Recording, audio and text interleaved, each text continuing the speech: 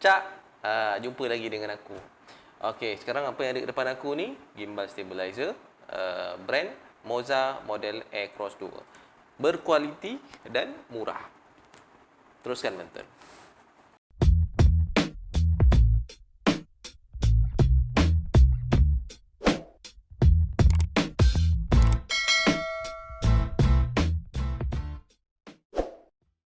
Okey, basically apakah barang yang aku beli ni? Barang ni adalah gimbal stabilizer untuk DSLR ataupun mirrorless. Brand Moza, ada tulis kat sini MOZA kalau kau tengok ni Moza.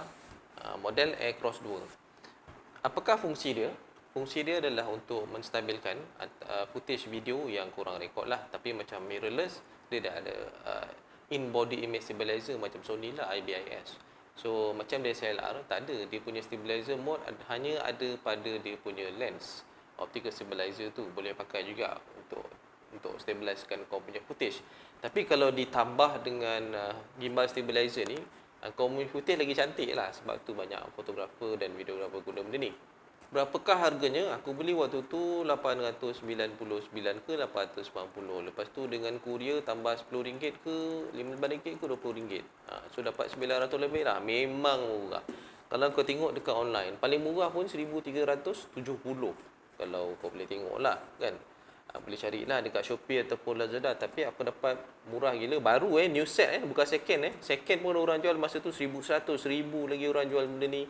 Aku dapat baru dengan harga RM900. Beli dengan siapa?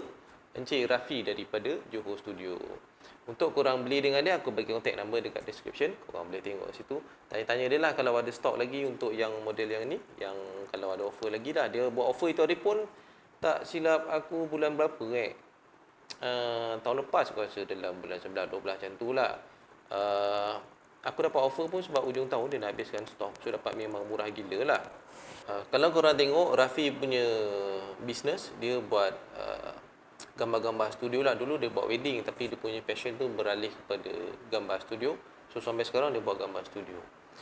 Tapi yang aku banyak belajar gambar studio pun memang dengan dia lah guys. Dia tak kedekut ilmu. Kau tanya dia, dia boleh jawab. Alhamdulillah dia tak kedekut ilmu. Dan aku nampak rezeki dia makin tambah lah sebabkan dia tak kedekut ilmu kan. Kalau kau nak hire dia untuk Johor, untuk gambar-gambar studio, boleh cari dengan dia. Rafi, aku dah puji kau melambung ni. Belanja-belanja lah Kenny Rogers ke, Pizza Hut ke, KFC ke, McD ke, sedap je. Senang sikit pun aku kenyang sikit pun aku kan. Apalah.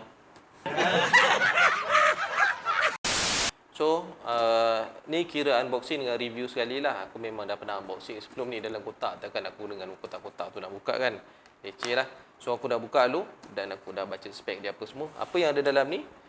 So, ini dia ada L bracket. Dia ada dia punya kaki 3 ni. Yang macam kaki alien ni. Ni lah. Apa nama dia? Aku lupa lah nama dia. Dah baca dah spek tapi lupa lah. Kaki dia. Lepas tu dia ada apa ni? Warranty card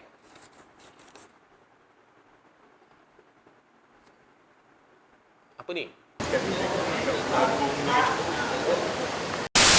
Oh, ni dia punya tips. Dia bagi tips kecil-kecil lah. Tapi kalau kau nak tahu sepenuhnya fungsi setiap satu benda ni, memang kena baca buku manual. Dia bagi buku manual. Tengok buku manual dia detail web dalam bahasa Inggeris. Apa ni? Kumbang ni. Ui, masuk telinga. Dia quick release plate.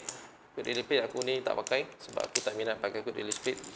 Menambahkan berat aku punya DSLR. Okay, dalam ni ada kabel. Macam-macam kabel ada. Kabel untuk cas kau punya bateri, untuk can punya kabel, so bagi untuk update software kat sini. Update software firmware, update firmware guna kabel daripada laptop. Boleh je kalau kau nak update firmware, contohnya ada bugs ke ataupun ada update yang terbaru dia tambah features ke kan, boleh je update. Macam-macam kabel ada. Dia duit 20 sen lah. Okey, tahu tak apa fungsi duit 20 sen ni? Okey, tak tahu ni aku beritahu. Memanglah tak ada dapat duit 20 sen ni. Duit 20 sen ni aku tambah. Mana ada orang beli dapat duit 20 sen je ni? Aduh,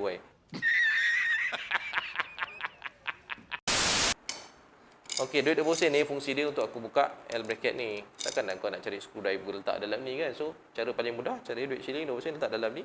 So, just in case aku nak buka tutup loosen atau tighten screw ni pakai duit 20 sen ni lah. L bracket ni pasang dekat DSLR untuk kena attach kat di sini. Nanti aku tunjuk cara dia macam mana nak pakai benda ni. Macam mana nak pasang. So ni dalam ni, dan ini adalah dia punya gimbal stabilizer lah. Quite tricky untuk kau buka dan masukkan semula dalam ni. Once kau dah buka, kau kena ingat cara nak masukkan semula dalam ni. Kalau tak ni kau pun pening kepala. Aku 5-6 kali kot. Macam mana nak masukkan benda ni? Rupanya kau nak kena loosekan semua. Dia punya lock ada dekat sini. Kan?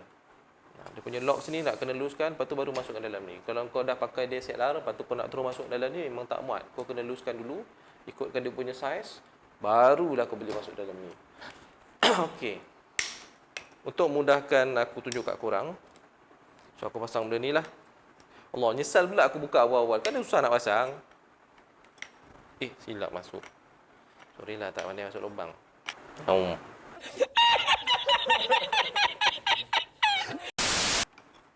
Okey, settle. Okay, barulah buka kaki ni. Okey, ini dia rupa dia. Okey. Inilah rupa dia. Ni kalau tak kunci memang macam ni lah. Tapi kalau kau kunci, dah letak DSLR nanti, dia ada beberapa lock dia. Dia ada 3 tempat lock. Sini, sini dengan sini. So tujuan dia lock ni untuk kau stabilizekan kau punya DSLR lah. Apa yang ada dekat sini? Okey, dekat sini ada nombor 10, smart trigger. Ni dia punya trigger lah, senang cerita. Bahasa mudahnya trigger. Ni power button. Okey, 3 benda ni sebenarnya nama dia knob. Knob untuk kunci. Okey, yang ada kat sini, nama dia tilt knob berdasarkan manual ni. Ni aku pun tak hafal nama dia. Sebab kalau kau tengok dekat sini, gila banyak kot.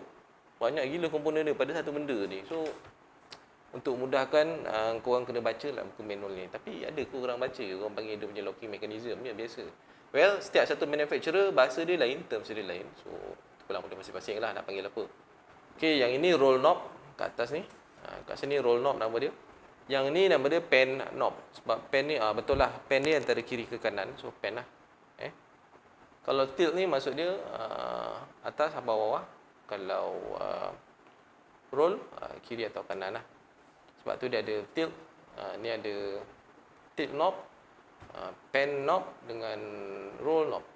So kat sini ada OLED display. OLED display ni sangat terang. Kau boleh control dia punya brightness dia.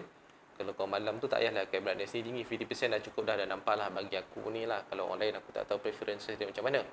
Kalau siang memang kau kena pakai 100% baru nampak dia punya knob kat sini. Tapi setakat ni tak ada masalah. Aku pakai siang pun okey, masih nampak lagi. Okey, power button dia kat sini nombor 15 ni. Kalau ikut buku ni nombor 15 ni power button kat sini lah. So kau boleh on. On then senang je, tekan lama-lama, hold lebih dari 3 second. Okey. Dia jadi macam tu sebab kau tak ada load. Tapi kau jangan onkan lah sebab bila gimbal ni berfungsi bila ada load, dia minimum dapat detect 300 gram hingga 3200 gram. Selagi dia tak dapat detect load tu, so memang dia akan jadi macam tu, so menyebabkan motor jadi panas. So lebih baik kalau kau nak onkan, kau kena onkan masa dia ada load. Ni nama dia tripod stand. Yang kaki 3 macam alien ni tripod stand. Aku lupa nama dia. Bateri ni, yang bestnya untuk model ni, bateri dia boleh kau attach dengan di-attachkan balik lah. Tu. So yang bestnya kalau kau okey, kau nampak capacity kat sini. Kat sini ada tulis 50% bateri. Ada indication. So baguslah bagi aku. Dia mati dah. Tak ada lagi. Yang bestnya bateri ni bila kau boleh keluarkan daripada dia, kau boleh beli lagi satu dan charge dia ni. Kau pakai yang baru fresh bateri punya yang kau dah charge, kau boleh masuk dalam ni. So tak ada masalah lah. Anyway, kau pun tak ada masalah kalau nak guna dan sambil tu kau boleh charge sekali lah. Okey Untuk kau charge, dekat sini ada port dia untuk charge Nampak ni ada lambang bateri ni, kau buka dia punya getah ni, masuk ni. USB Type C. So senang lah nak cari bagi yang pakai Android. Aku tak tahu iPhone pakai USB Type C atau tak. Tapi sekarang dah modern semua pakai Type C. So senang lah. Pakai charger telefon je dah boleh pakai dah. Okey, yang ni nama dia crash pad. So kena ingat lah. Nampak tu dia crash. Dush, crash. So sebab tu nama dia crash pad. Dan dia untuk mengelakkan kau punya kamera daripada ni lah. Daripada tak stabil lah. Nampak tu. So dia ada getah sikit, ada lembut sikit. So kalau macam langgar pun tak ada masalah. Soft material kat sini. Kat depan ni dia ada 3 strop 8 inci punya skru. So apa fungsi dia kat sini fungsi dia. So macam kau tengah bawa kereta kan, kau pakai arm untuk buat video recording tengah bawa kereta, kau boleh masukkan leveling arm lah, orang kata leveling arm masuk sini. Lepas tu kau boleh record video tu, kau pacak kat kereta, ikat kat kereta kan. So automatic dia akan, video tu akan record macam ni lah. So kau tengah bawa kereta, kau tak payahlah nak gini kan. Kau ada leveling arm dah ikat kat kereta tu, bagi dia stabil. So bestnya gimbal ni kau dah boleh buat movie dengan naik kereta kan. Tapi risiko untuk jatuh tu atas sendiri ya. Okey, yang ini nama dia smart wheel, yang pusing-pusing ni. Nampak ni kan. Ni pusing-pusing ni nama dia smart wheel. So banyak function kau boleh buat dengan benda ni. Kau boleh tilt, kau boleh pan, berdasarkan pada mode yang kau guna lah. Kalau that time kau nak guna tilt, dia akan tilt lah bila kau main dekat dial wheel ni, smart wheel ni. Tapi kalau kau set pada pan punya mode, dia boleh pan lah. Okey, yang merah ni safety lock. So bila kau dah masukkan kamera nanti, kau boleh, sebelum masukkan kamera silap. Sebelum masukkan kamera kau tarik ni kan. Tarik ni, masukkan. Dan dah masukkan, dah sampai level yang kau nak, kau lepas, kau ikat. Ni nama safety lock lah untuk kau punya dia set lah. So dia set kau tak jatuh. Dekat sini ada joystick. So fungsi dia macam dekat dial smart wheel ni, kau dah control untuk pan. Yang ni kau boleh control untuk tilt. Tapi kalau macam yang ini dah control untuk pan, yang ni kau boleh control untuk tilt pula. So dia tukar-tukar macam tu lah. So kau boleh ikut pada kau punya mode lah. Kau boleh programkan benda ni kau nak pan berapa persen, berapa laju, berapa cepat, macam tu lah. So itu saja penerangan aku pasal apa yang ada dalam ni. Sekarang ni tanpa meninggalkan masa, aku nak pasang dulu ni. Okey, first keluarkan L bracket ni. So tak tepi jap, nanti kau tak nampak. Kompartmen dia kalau macam kamera kau macam ni, yang dia punya L shape dia kat sini, masuk sini. Macam tu lah. So sekarang ni kita dah boleh pasang. Tarik, dah masukkan. Okay, dah dapat level yang kau nak, ketatkan. Okay, yang ni boleh lock dah. Kalau kau nampak macam tu, maksudnya dia tak stabil lagi lah. Dia masih menunggak ke belakang kan. So kau kena betulkan kau punya tilt punya locking mechanism ni, ataupun tilt punya knob. Masih ke belakang lagi, tolak depan lagi. Dah ke depan sangat pula. Okay, adjust balik. Ni cara nak balancing kau punya ni lah. Cara nak balancing kau punya kamera. Masih tak stabil lagi. So apa yang aku kena tengok, dia dah berat belah kiri. So kau kena adjust kau punya pan punya knob. Saya ingat lagi. Kau lagi tarik lagi ke kanan sampai dia stabil. Tu dah agak-agak stable. Agak-agak dah stabil macam tu, okey lah. Tu lepas, nampak? Semua lepas. So tak ada masalah lah. Kelebihan untuk gimbal yang ni, kau boleh main 360. So lepas kalau itu pun bergantung pada kau punya lens lah. Kalau lens kau panjang memang tak lepas lah. Kau pakai 50mm, so memang tak berapa nak panjang, so lepas lah. Sekarang ni aku on kan.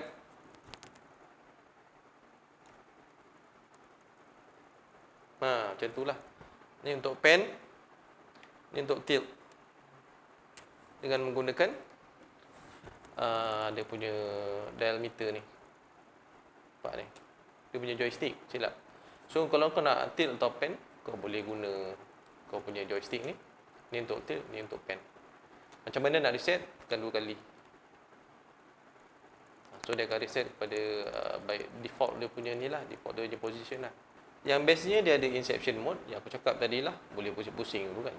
Okay, sekarang kita test inception mode dia.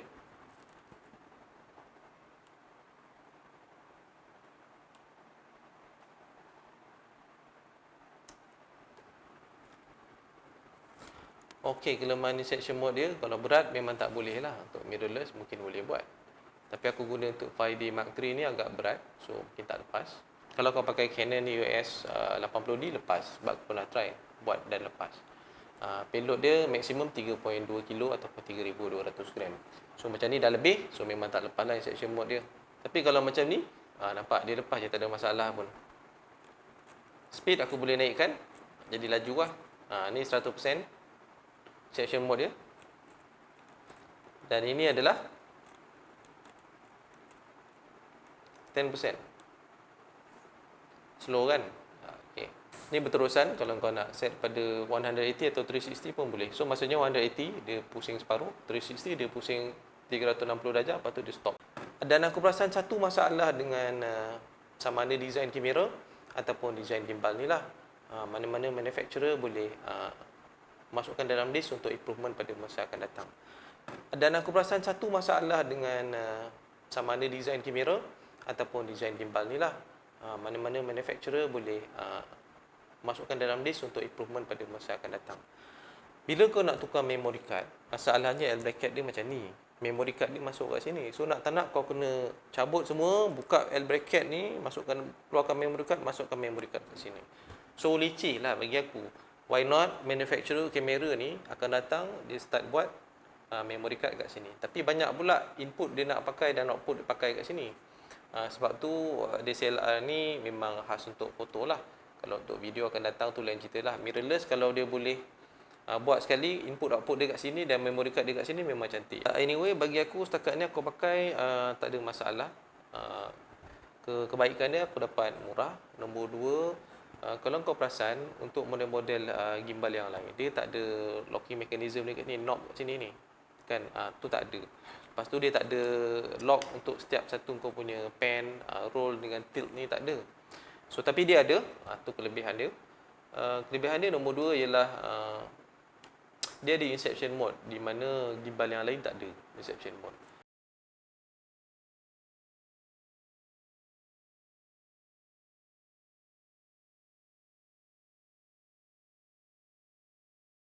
Dia ni ada RGB kat sini. Tu kelebihan dia lah. Tapi kau boleh adjust lah sama ada kau nak matikan ataupun kau nak satu solid color sahaja ataupun tak.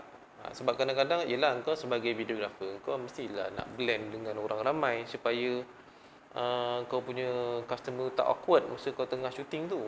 Tapi kalau letak gambar ni, kalau letak warna color macam ni, kau akan lebih menonjol daripada orang lain lah. So itu yang kita tak nak. So dia akan jadi awkward kau punya customer. Setakat ni aku pakai yang ni, kesesuaian dengan aku tu okey lah, tak ada masalah sangat. Okey, tu saja. Lagipun aku bukannya nak buat action punya video ke apa, tak ada. Aku lebih buat kepada macam wedding, corporate, interview, macam tu je lah. So lain-lain tak ada. Dan keburukan dia macam aku cakap tadi tu lah, L bracket ni kat sini. So kalau kau nak tukar memory card memang payah. Solution yang lain untuk kau pakai untuk elakkan benda macam ni berlaku, kau cari memory card yang besar tu lah, 64GB tu, senang. So tak payahlah tukar-tukar kan. Cuma once kau dah corrupt memory card tu, memang 64GB punya video lah hilang. Tu risikonya kalau ambil memory card yang besar ni. Bagi aku untuk memory card, kalau kau nak invest yang mahal, is a good idea. Sebab bagi aku once kau dah hilang footage tu, kau nak jawab dengan klien tu pening kepala. Kau nak recover tu cost dia lagi tinggi daripada kau beli kamera silap. Sebab benda ni pernah berlaku, bukan pada aku, pada orang lain, dan aku ambil pengajaran di situ. Lain tak ada. So setakat ni itu saja review aku. Kalau ada apa-apa sebarang komen, jangan lupa komen kat bawah. Okey. Assalamualaikum.